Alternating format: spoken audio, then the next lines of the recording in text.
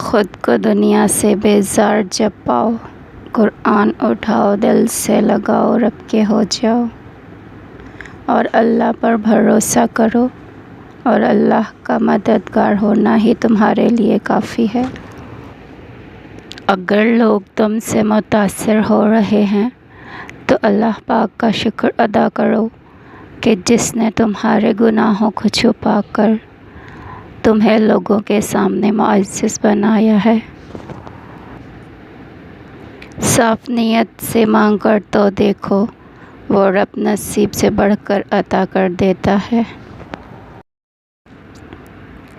جن کی آمد سے کعبہ بھی جھوم اٹھا، اس حسین کے بابا پہ لاکھوں سلام۔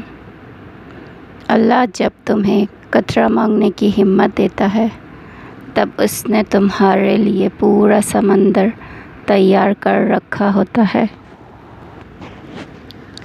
جس کو طوفان سے الجھنے کی ہو عادت محسن، ایسی کشتی کو سمندر بھی دعا دیتا ہے۔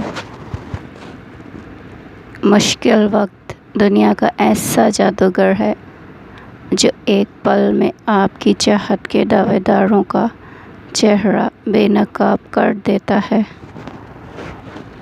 مولا علی علیہ السلام نے فرمایا، ہر شخص کا غم اس کی ہمت کے مطابق ہوتا ہے۔ اپنے اندر اتنی ہمت پیدا کرو کہ آج جن کے لیے تم مذاق ہو، کل ان کے لیے مثال بن جاؤ۔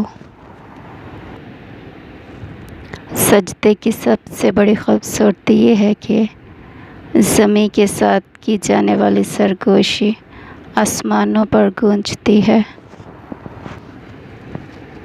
تم میں سب سے بہتر وہ ہے جو اپنے گھر والوں کے لیے بہتر ہے۔ خدا تو جس کو چاہتا ہے اپنی رحمت کے ساتھ خاص کر لیتا ہے۔ نبی کریم صلی اللہ علیہ وسلم نے فرمایا، ہر روزہ دار بندے کی دعا قبول کی جاتی ہے، یا تو وہی چیز جو اس نے دنیا میں طلب کی ہے اسے دنیا میں مل جاتی ہے، یا آخرت کے لیے ذخیرہ کر دی جاتی ہے۔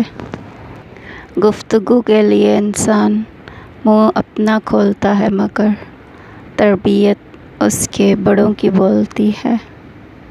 لوگوں کو کھونے سے نہ ڈرو، ڈرو اس بات سے کہ کہیں تم لوگوں کو خوش کرتے کرتے خود کو نہ کھو دو۔ اگر آپ کو ویڈیو اچھی لگے تو لائک، شیئر اور چینل کو ضرور سبسکرائب کیجیے۔